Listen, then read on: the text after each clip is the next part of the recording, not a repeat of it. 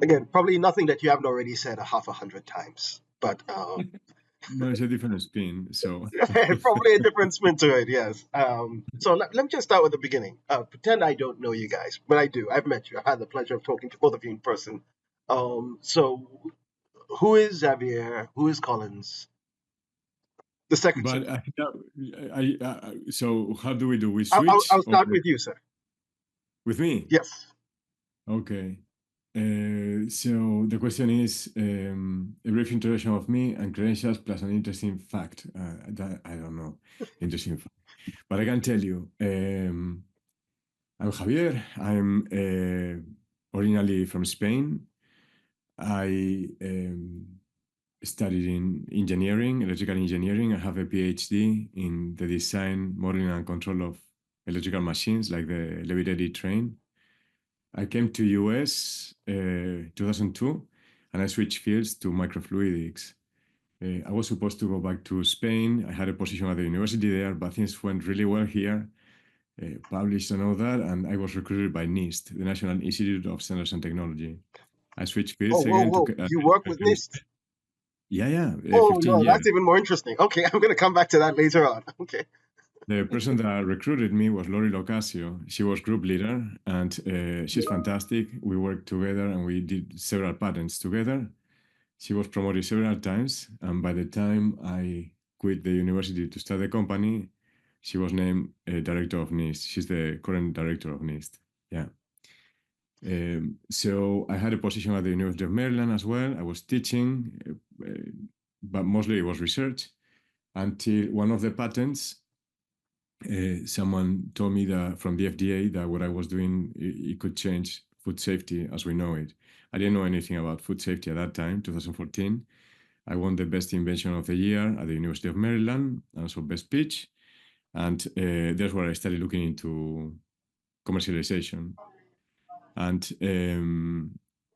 so I started raising money. At first, in 2019 is when things were going really well. It looks like the technology was very promising. And that's where I decided to quit my job and raise money in Germany, then in Maryland. And so Colin was one of the first investors actually in the company. And I quit my job completely at the university at NIST and started Pathotrak. As for now, it is 2024. That was 2019, the end. And we are 10 people working full time. We have a product, several products out in the market, and we have produced something that was impossible before, which is being able to allow food safety labs to make tests, food safety tests, in less than 8 hours. So, Okay. just from that perspective, it's a first one in the history of food safety. And I'm going to jump to that if you don't mind later on. We'll Yeah, dive absolutely. into your device and your patents. I want to give Colin a chance to step up to the mic and speak. And so, Colin, pretend I don't know you. Who are you? I'm Colin. I'm Chief Commercial Officer for Pathotrak. My entry into the company has been a fun one, an exciting one. I originally came in just as an angel investor, and every year that there was a fundraise, I increased my equity position in the company, and I have my background is as an entrepreneur in business. It is just about ultimately, I think if you were to ask me, what is it you do? I take ideas and I try to make them reality. And I have observed over the years that ideas are not the shortfall. Like there is such a proliferation of ideas in the world. Everybody has an idea. But it's the rare thing to be able to execute an idea. And there are even some great ideas, but that just never really will gain traction. So the real work, the really exciting thing to me is, the ideas are awesome. But when I see something that I think, okay, there's meat on the bone here, there's something that it could be run with. And that's how I initially really was very interested in Javier for that reason, is because it was clearly not just a guy with an idea and the possibility of a technology, but a guy who had the grit and the stick-to-itiveness and the fire to really fight through and make something a lot better. And it was also like a pure passion. It was a passion that was, from my perspective, seeing a guy who really cared about food safety. So it was the right mix of a guy whose head is in the right place in terms of, this is what we want to do. I want to make the world a safer, better place in terms of food. And I remember seeing an interview years ago where a woman said, nobody eats a salad with the thought that they might get sick and could die, but that's the reality, because, bacteria, and even very deadly and human pathogenic bacteria, is out in the wild everywhere. So, So, so let me get this straight. And I didn't understand this nuance when I first met you guys. Neither of you had a microbiology or food industry background. Correct. 10 years No. ago. Yeah, 10 years exactly. ago. Yeah. In fact, even 6 years ago, that wasn't the case. Because even though you were an entrepreneur, Colin, you had never started a food company or done anything in the food industry. Am I correct? Correct. Yeah. Yeah, neither did I. Okay, and same thing with you. And so along comes this crazy doctor, engineer guy, says he has an invention, and not only do you jump in on the first round, but you stay in again and again, and you say, you know what, I'm even going to join the company. How does that conversation happen? Well, the way that it got to where it is now is that I think Javier and Javier, I don't want to put words in your mouth, but we've talked about it so much. I hope it's okay. We both have certain, I think, underlying ideas about what true and good leadership looks like and should look like, and not only from a philosophical standpoint, but really also from an efficacy standpoint, for just actually to make something work. We realized that we had a lot of synergies and a lot of similar views, in particular, that, the most direct path to success is to have nobody with an ego in the room. Because ego basically, even is, in my experience, is one of the most costly things to any initiative, is to have someone present who significantly inflates in their own head their own position and contribution. And that's how you end up with really bad plans, really bad processes. And in companies, it's extremely destructive. It would be impossible to measure just how costly it is, but I think ego is probably one of the most costly things to business. So I saw in Javier a guy who cared way more about what's really going on in the moment than any other thing. And that's exactly how I am. I was like, if I can pivot positions from a previous position the second that I see it, the second, if I like, here's where I see this is the way we should be going, but it's one of two things that is going on in any given moment, right? I'm either not aware of enough of the equation to have the answer that we should be going for. So I'm either missing information or I'm misordering the information that I know. So I'm either prioritizing badly or I don't know enough.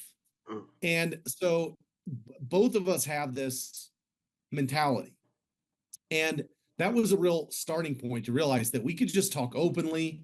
We didn't have to worry about it. We could just get straight to the point. And it is so efficient and so effective that the relationship just grew, I think, over time. And I just kept, shall we say, growing in my confidence of seeing that they were able to deliver on this and then that. And, oh, we got the accreditation, and people were saying, there were naysayers that, well, you'll never get that because that's not possible, okay. Right? I got it. I have to hold on to that thought. Naysayers. Yeah. I was going to ask you more about that, but let's backtrack a little bit as to the actual company and what it does. So, yes, let me ask you this. It's a broad question. Feel free to answer it from any of the many angles. I know there are many possible angles. But how does your company keep food safe?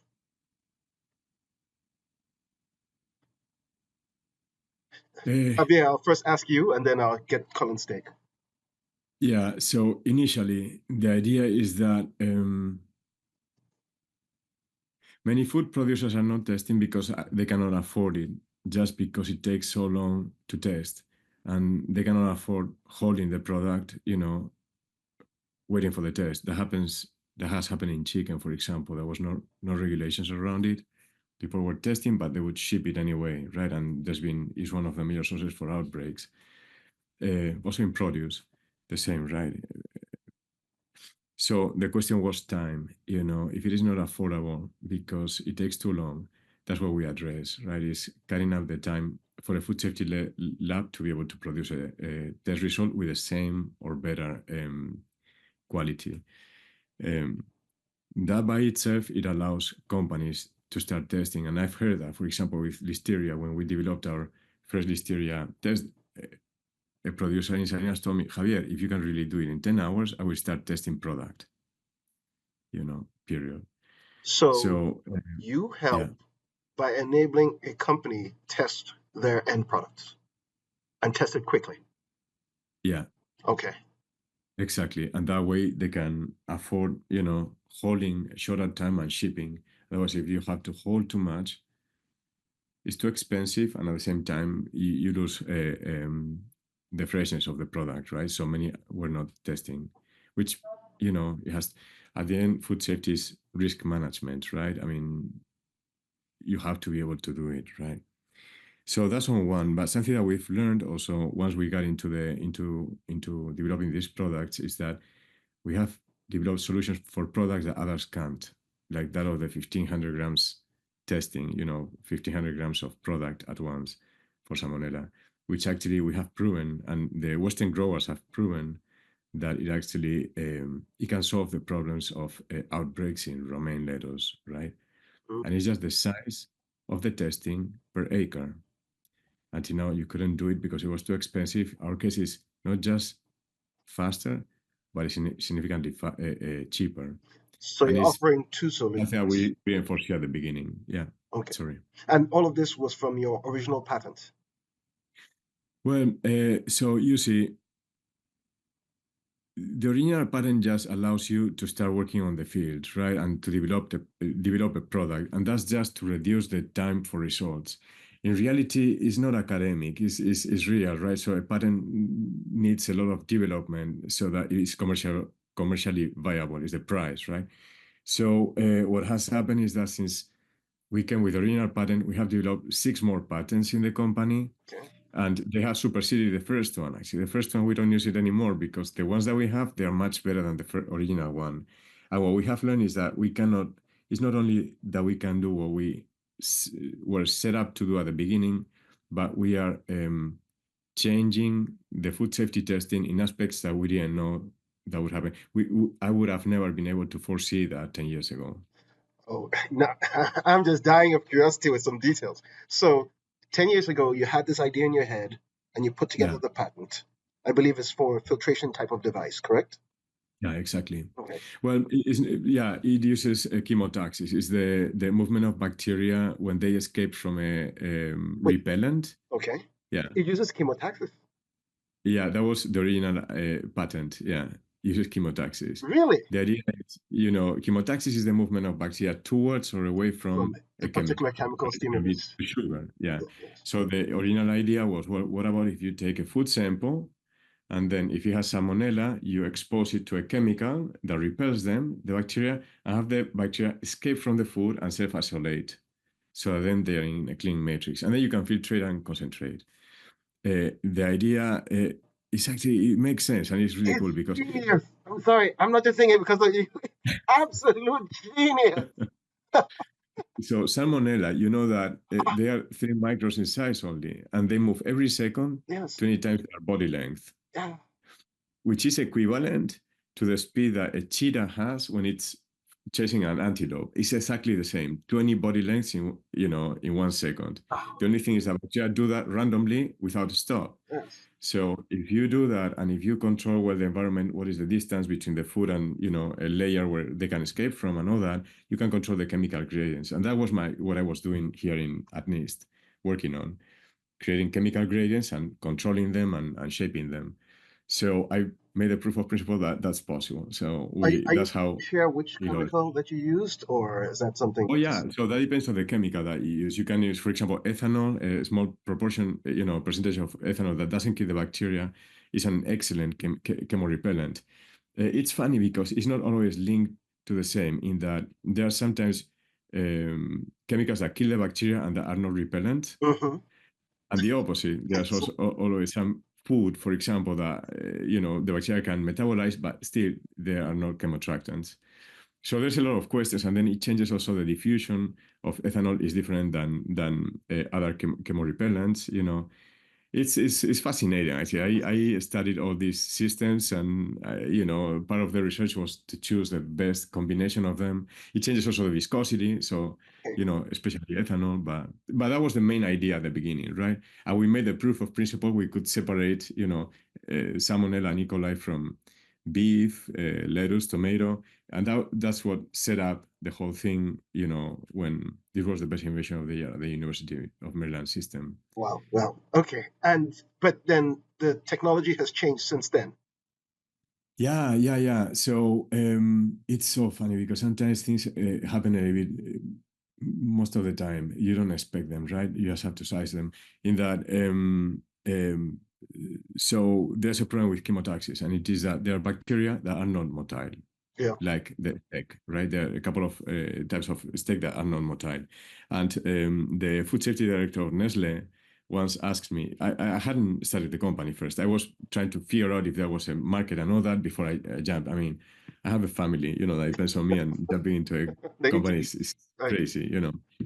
Yeah, so this guy told me, well, if the bacteria need to be motile, what happens if you have a salmonella that is non-motile?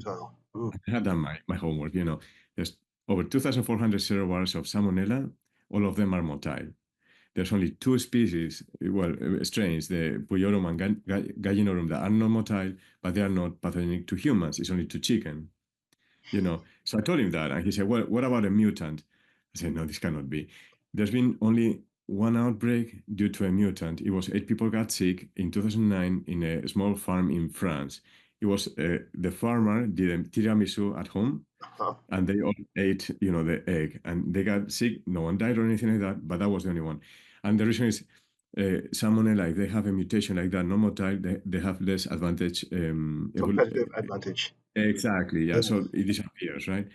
And but still, he said, well, the possibility exists, so I'm not interested. And that night, I thought, okay, man, I have to forget about the company. How I should would just leave. find it? That's what I do always. Yeah, because I thought, well, I mean, it's a break deal, Then chemotaxis, because I knew that in the case of Campylobacter, no, if it is not motile, it's not pathogenic, but the market is very small, so I wouldn't be able to raise the money to be able to justify to cover a very small market, niche market, and it's not as terrible as Salmonella and E. coli. But that night I went to bed. I thought, let's think about that tomorrow, right? And I remember some experiments that didn't work the way they should. I had fabricated the devices myself at NIST, and they were working fine, but they had leaks and so on. When I sent them outside to be fabricated perfect, the efficiency was much worse. I started thinking about that. I talked with my lab tech and said, hey, could it be actually that we have two effects, that this is also happening? We tested, and that was it, right? And this is the second patent that we have, which uses elutriation and fluid flow, low Reynolds number to separate particles. This is the second patent. That's the one that we just got awarded in Europe, and it's about to be awarded here in US. So, And so the nice thing of it is that, for the sake of the layman, what does the Reynolds number mean? so that would be the Reynolds number gives you, how away you are from turbulence. Okay. So if the Reynolds number is very high, you're under turbulence. That would be like the smoke when it mixes chaotically. Low Reynolds number is when things move laminarly. Everything's more predictable. Okay. And that happens at micro scale.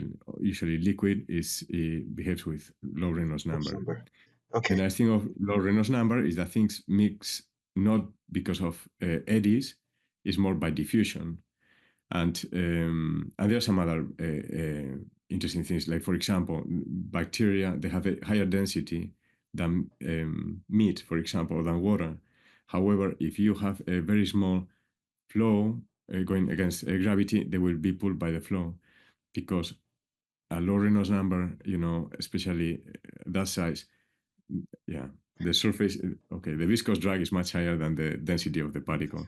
That's what you would see in movies like in Ants, all these that talk about small animals. Yes. The physics work a little bit different. That was my specialty where I was at NIST. I was developing patterns around So this type of.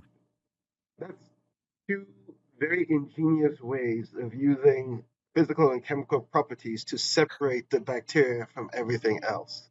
Wow. That, Okay. By the way, I have to read your patent after this. I mean, it's Well, and this is something you should know about Javier, is that Javier is, I use the term, and it could sound like hyperbole, but it's not.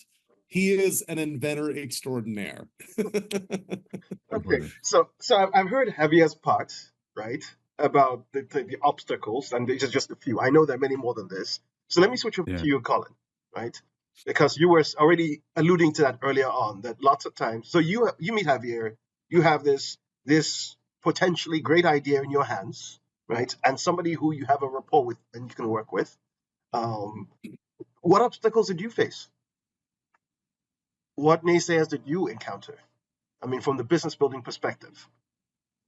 Yeah, so there are several consistent patterns from a business standpoint that challenges, shall we say, that I've seen in every business that I've been involved in. And two of those are from a historic perspective, not just myself, but I mean, there's so many examples about this out there, that it is not only not the case that the best product and technology wins the market, it is often not the case. It is often the case that the best ideas and the best technologies actually get beat out by other inferior solutions because of several factors. And it can be a range of them or all of them combined. And two in particular that I've seen that figure pretty prominently are a superior go-to-market, marketing, and sales strategy oftentimes wins with an inferior product. And when it occurred to me that this isn't just an investment like another, that this really matters for the impact of millions of people and potentially billions around the globe for food safety, that there was another level of responsibility beyond, as a fiduciary of my own investment. And especially if I'm going to go talk to other people and ask them to put my name and reputation, also with my business partner here, into this. And I say, all of you who have trusted me before, I want you to continue to look at me as a fiduciary. There was so much responsibility, but I felt I came to this place where I realized this is such an important thing, technology, that this does not end up on the pile of great ideas that got squelched by inferior products because of so many other factors getting bought out or squeezed out or Insufficient marketing or lack of funds, right. all of those business stuff Yeah, that happens to you along the way. exactly. And as you can tell, Javier has an extremely developed capacity on the scientific side. And I'm no Jeff Bezos or Elon Musk, but Yes, I've given yes. quite a bit. I've yeah, but I've given quite a bit of attention over the last 15 years, almost 20 years now, um, to really understanding how businesses are successful and what differentiates the winners from the losers. And doing that not just through theory, but lots of praxis through my own, I often say, you got to fail in life and business. It's different than a lot of other things where people get really afraid to fail. And I have zero fear of failure because most of my if you want to say, what were your 20s like? I would just put a big failure across my, you know, I, I had enough wins and enough good things objectively to make me not like just wither up and die, but to keep me moving forward. But at the same time, I learned a lot of like hard lessons early, which was extremely helpful to me. And I realized that, I've done deals and business with guys, 15, 20 years older than me who didn't have all those hard learned lessons that I had to learn, that I learned earlier. And so I realized they're just not able to see it from as many angles because they just haven't been exposed to it. Like I said earlier, it's either what you don't know is kills you or what you do know that you're prioritizing badly. And you'll hear this a lot in from entrepreneurs who really get it. Like there's always fires burning. You just got to be okay with letting like most of them burn and focus on the things that really, really matter. And that's where Javier and I are. And so I've developed over the years that capacity.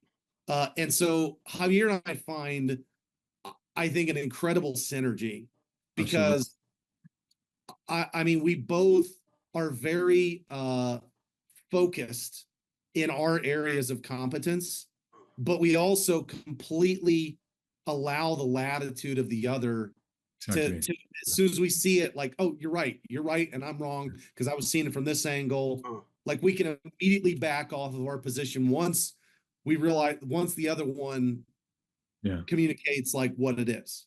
And so that way we can kind of, keep moving the ship forward. And so far it's going really well. So we're it's a lot of fun. Colin, you have a good ability to say a lot in a short amount of time. So I'm hearing many, many interesting things. Number one, I'm hearing, okay, yes, like always, you have a fiduciary responsibility with your money and other people's money. But on top of that, or deep underneath as a pillar, you are seeing that there's almost a calling to serving the world. Serving the world in a different, generally in principle, that lots of good ideas have been lost, but in particular, that you didn't want this particular good idea to be lost because of the benefit that will happen to people in the world. Am I hearing that correctly? Yes, I believe that clean water is just a human right. And I believe that access to food is a human right. And what I've learned through this project is that, well, it should also not just be clean water, it should be clean food as well. And so it's both of those. I think those are just basic human needs and rights. And I love being part of one of the most fundamental things of humanity. It's like Maslow. I don't know if you've heard of Maslow's hierarchy. Yes, I'm right? On the bottom of it, but yes, I get it. Yeah. So, and I don't think he even mentions this, but obviously number one is oxygen, right? Yes. And number two is then water, and then number three is food. Number four, shelter, safety, right? So you've got it, you just don't care at all about shelter if you're starving to death, right? And it's the same as you don't care at all how hungry you are if you're dying of thirst.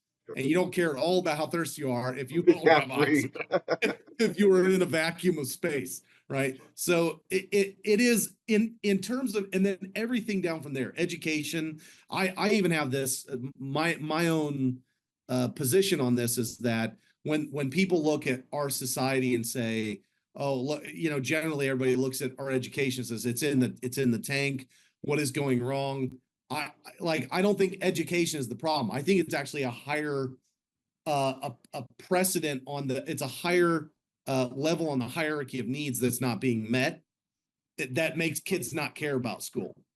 So it's like, again, it's house, it's shelter, and then with that safety and security, and that comes within the family. So if you don't have that, Forget about everything your else. natural human curiosity evaporates because all you care about is having family, community, safety, right? So it dovetails. And to say that, like, we're literally after oxygen and water, and then that's the industry that we're all in, is quite an impressive thing to me. So, like you said, I think you used the right word, calling, right? It's, to me, it feels like a calling, Okay. And so you had this idea in your hands, you were part of the idea, and you took it to other people, but you were saying earlier on that there were a lot of naysayers as to what exactly? What were people saying no to or no about? At which stage? Because there were naysayers at different stages. Okay. let's for the sake of time, after you and Colin had already met and you had discussed and you had formed the first partnership, what were Yeah. the obstacles at that stage moving forward? Yeah. Okay. First, it was money and get started and jumping into the company and start raising money and so on, right? That was difficult. Even just raising the money was difficult, right? Because the here in Maryland, there's no it's not like in California, right? Most of the local investors, they invest in companies that they are comfortable with, and because there's not many startups that made it, there's not people that invest in startups, right? They would tell me, "Hey, do you have revenue?" No, and it will take several years. Okay, when you have revenue, you can call me. Here's my card. Say, I don't need your card because when I have revenue, I will not need to raise money, right? But it was that's why we started in Germany first, and that's how actually I met Colin, right, through the German connection at first. But more problems as we started developing the product and so on.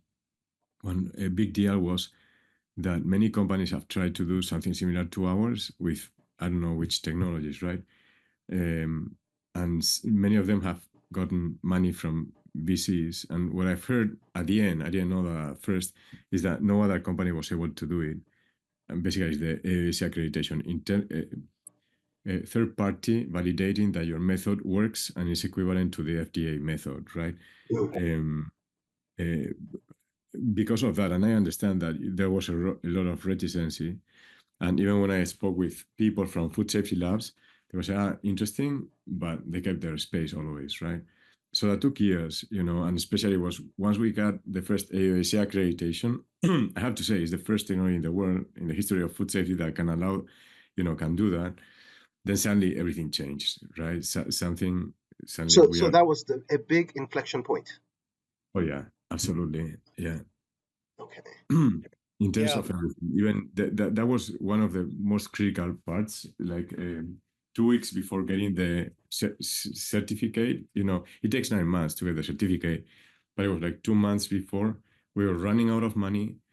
There was a big grant from the government that should have come in August, and it was approved, but the money didn't come. It was a competitive grant, right? It was $800,000, and it was February, and they didn't send the money yet. I had talked to the program manager. I spoke with investors. I spoke with 2 weeks with money, and we would have to cut. And there I started not panicking, just not sleeping, right? Because that's where you start saying, man, I have, 5 kids, and it's my wife as well. And I also have to tell Ethan, and, it's 2 weeks.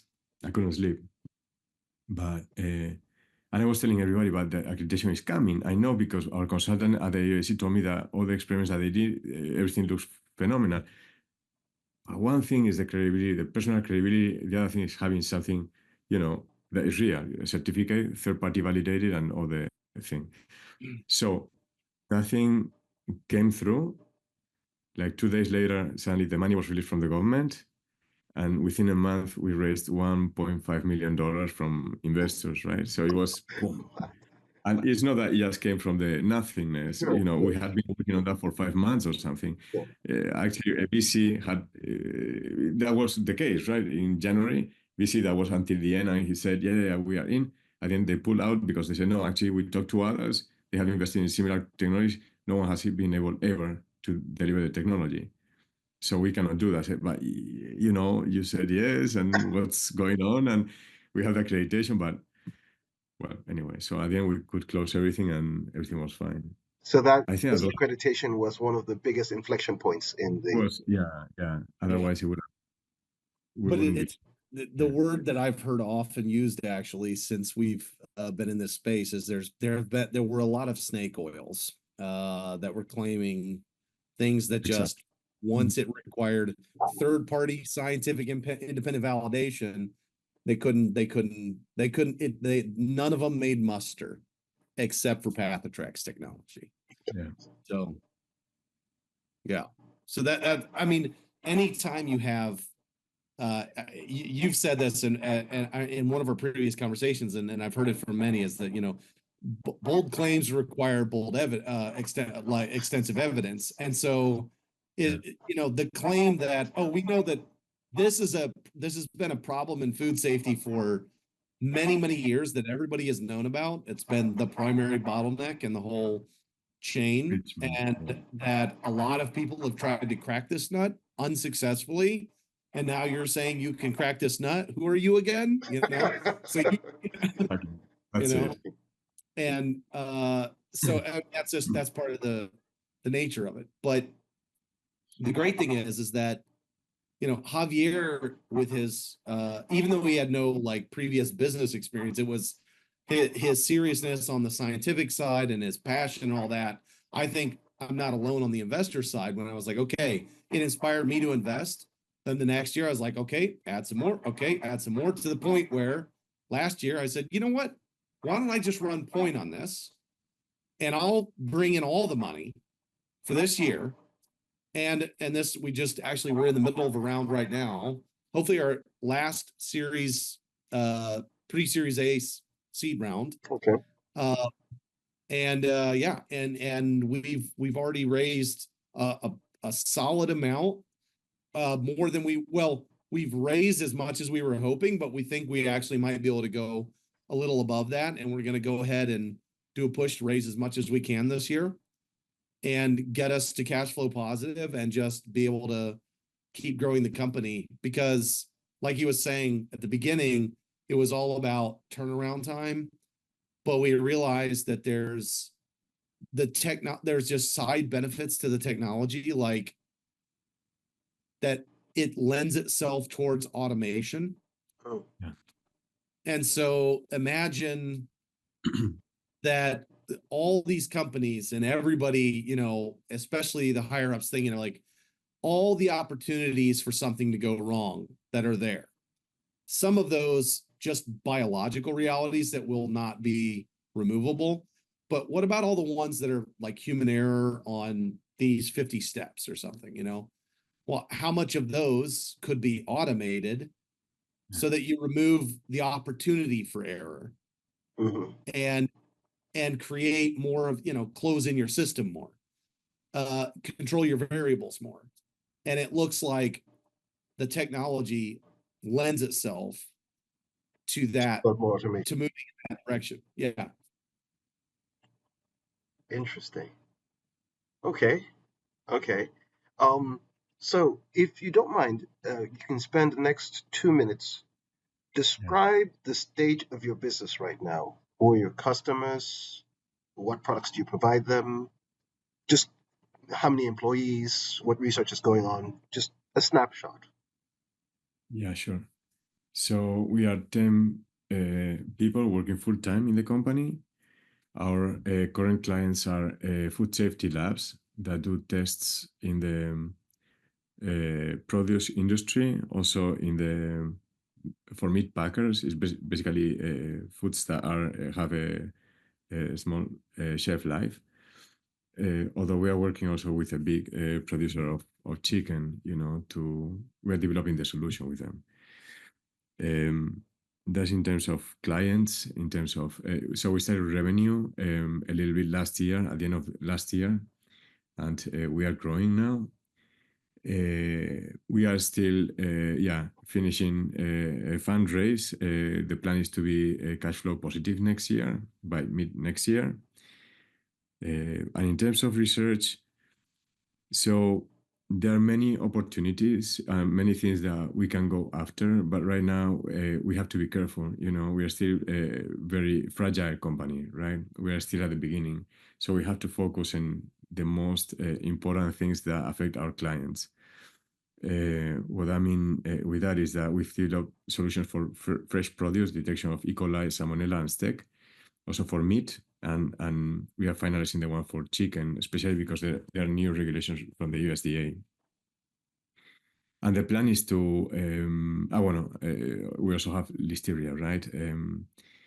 And the plan is to go for other products, you know, like spices. But the thing is that we are very thorough, we are very careful, step by step, and we are solid, right? So it takes a lot of effort and time, right, to develop new products or protocols. But the idea really is what we fix is one step of the detection part, which is enrichment. That's what takes most of the time, right? It's not the PCR, it's just enrichment. So in theory, what we want to make is any person that does a PCR test on food, you know, using PCR, the idea is that they will be using our products to make the PCR much faster, you know, and more reliable. So, and for that, yeah, we have, as I said, we have to do the research, go step by step, and continue working on it. Okay. And our long-term vision and goal is to basically become the other half as the gold standard to qPCR or PCR, right? In a commercial application, of course, you know there could be plating. There's the other applications, and as far as we know, our technology is agnostic in terms of the testing solution that could be used, but with a particular eye towards commercial applications, which, you know, for quick turnaround times, that seems to be a real entry point. I mean, there is a future where, again, at the core, our technology is next gen filtration. Mm. It is our filters are 13x filtration to surface volume. And so the applications for that could be even much broader than our current addressable Because market. I'm thinking of scientific applications. Anytime you want to have a certain purification of samples, I'm thinking of maybe medical applications. If you are looking Yeah. for a particular pathogen specific, you're running a medical sample, blood or tissue sample, I don't know, and that filtration. So in essence, you're thinking of long term. Right now, it's for food industry, but it's the other step, PCR being one step, then there will be the filtration method. What's the name of the technology? Is Next generation enrichment. that what you call it? Yeah. Okay. We call it NGE, yeah. So But it's NGR. Got really, it. but we say that because it's really next gen filtration. Okay. But for right now, we're just applying it to the Enrichment. enrichment step.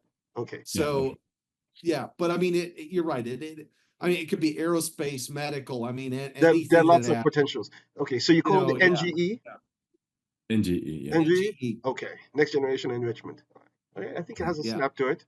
All right. Yeah. And so, okay, I can see how you want something first, a particular pain point to solve, and then you would expand from there when you're much more solid. That's my understanding of what you said so far. Oh, wow. Yeah. Okay. Okay. Fantastic. So in the case of like beef, 015787, right? As my understanding is the fastest turnaround time with the microtally solution would be about 15 hours incubation, right, Javier? That correct? To look at the numbers. If it is for 15787, I think that can be faster. Yeah. Or yeah, maybe it's 12 with that, but then I think it's like 15 or 16 with if you add in the rest of the stack.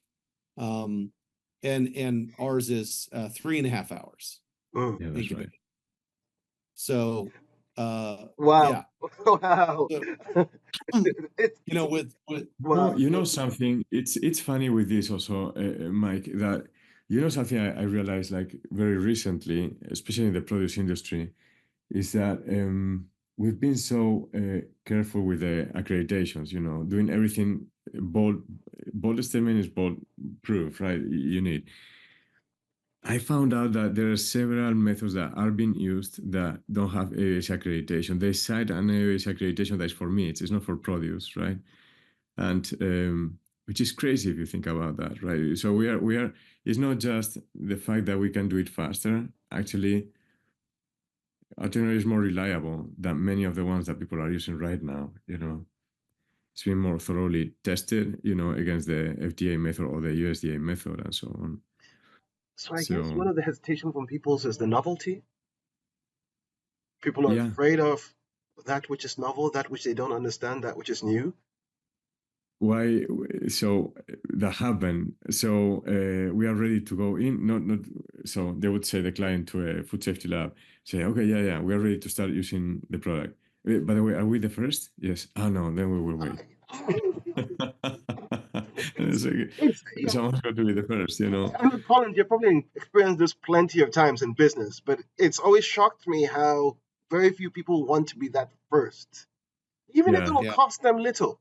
Because if it was me, I would say, okay, you know what? Here's a little corner, pilot study, do it in my corner, show me before I adopt it everywhere, and then Mm. test it and be bold. And if it was me, I would negotiate with you guys for a great deal forever because I know it's going to work forever, right? But okay, so you encountered a Yeah. lot of that, people being reluctant to just be the first, yeah, that's right. even Yeah, though you Yeah. tell them that other methods that they're already using aren't accredited and yours is. yeah. Well, many people don't know even. Yeah, but yeah, it Well, was to me. It was shocking to find about that. Well, That the methods that some methods that people are relying on, they don't have accreditation.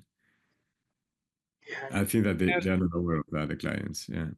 and as you well know, there are so many competing interests within even a given within myself. Like I have within my own self, I have conflicting interests. yes, yes. And so then you add that into a department or a company, Company. and that just explodes. So there's so many factors playing into Yeah, this. I can be philosophical for a second and say that it's something about the human condition. I don't know if they've ever heard the book The Human Condition by oh goodness. I remember his name. He's a fantastic priest. He wrote that book. But it describes the dysfunctional nature of what we do.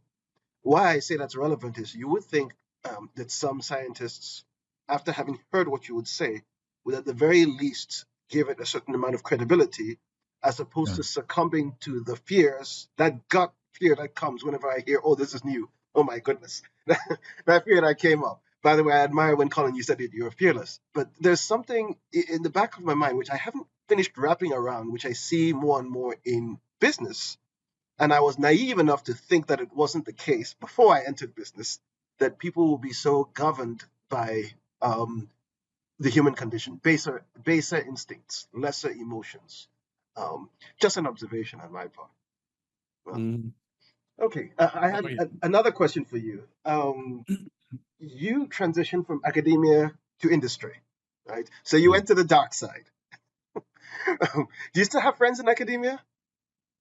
Yeah, of Yes. course. Okay. Yeah, yeah. Um, And First, out of I'm studying this curiosity, as what well. did they say when you heard you were leaving academia?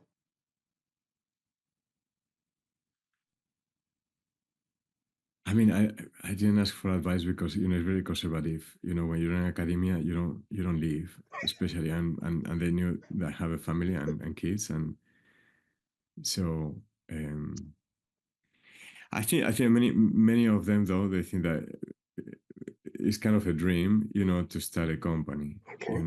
but it's not so easy to give the step and have the opportunity. When you do it, it's not just about wanting to start a company. That's not it.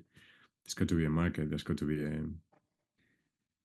So yeah, I just gave a talk at NIST, with everybody that I knew, well, many people that I know at NIST, and it was fantastic, right? Some of them, yeah, they were about the stories, they were super excited, but at the same time, I don't know, is the empathy, right? Fearful also, man, but this is crazy, but this happened, and how did you manage to get through? And say, well, I mean, yeah. Wow. So something I say always is that if I knew the situations and the stress, punctual, transient stress that there's been in the company, if I knew about that 10 years ago, probably I wouldn't have jumped in, having my family, right? But sometimes being naive is a It's a blessing, blessing in disguise.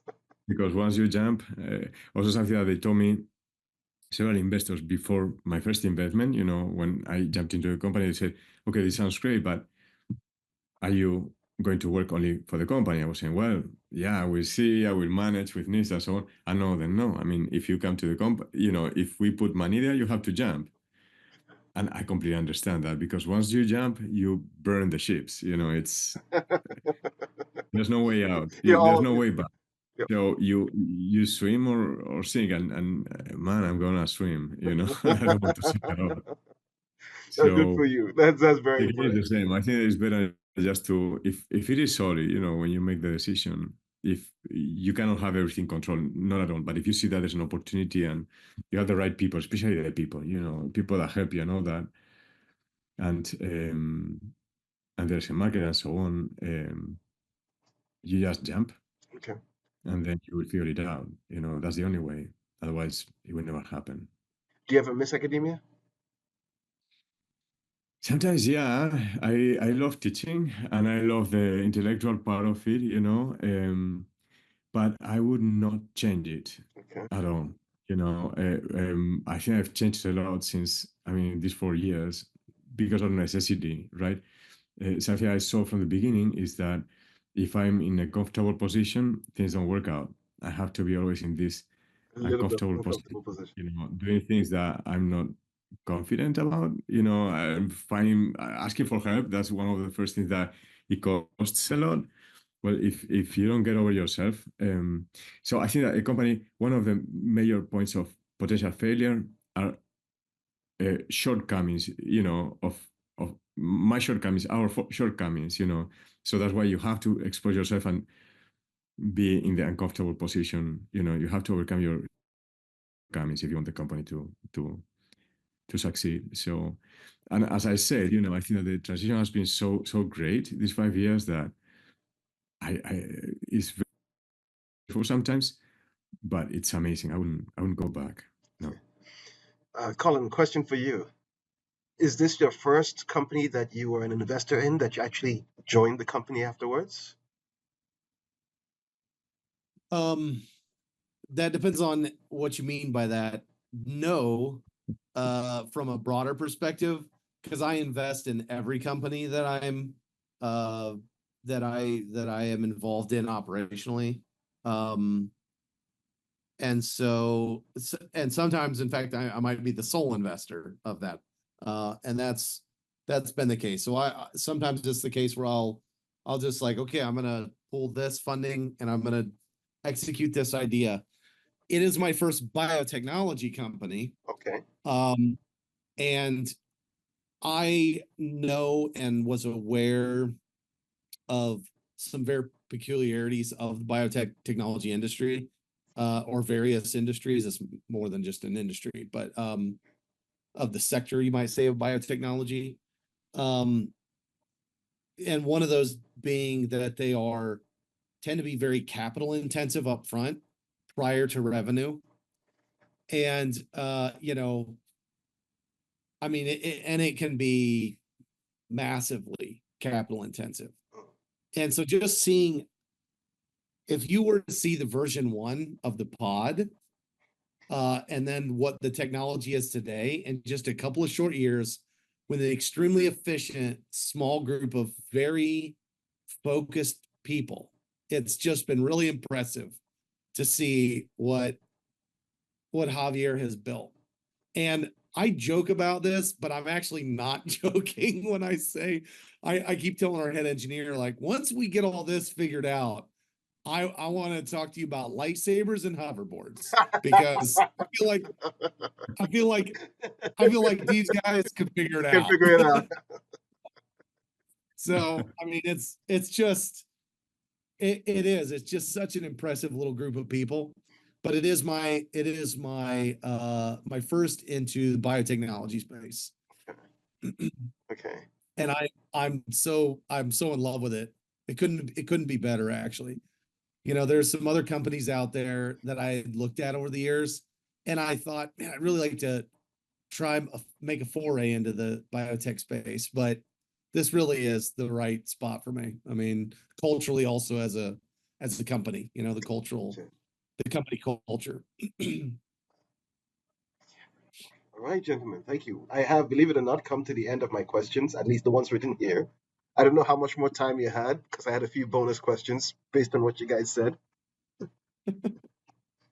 Um, but one more for you, Yeah. Javier. Okay, Yes. NIST. Now, they also regulate food standards, correct? They don't regulate. They are part of the Department of Commerce. They will develop standards, reference standard materials. Yes. Okay. So, does the food industry refer to those standards at any point in time? No. There's only one standard, a couple of standards that have been developed relating to microbial communities. One of them is the genome in a bottle. That's for DNA detection, for whole genome sequencing and so on. It doesn't apply directly to food safety. And then there's another one that is, I think it's for microbiomes, but it's not directly for food safety. It's microbiology. Okay. Sorry, as Yeah. you're speaking, you're opening more and more topics.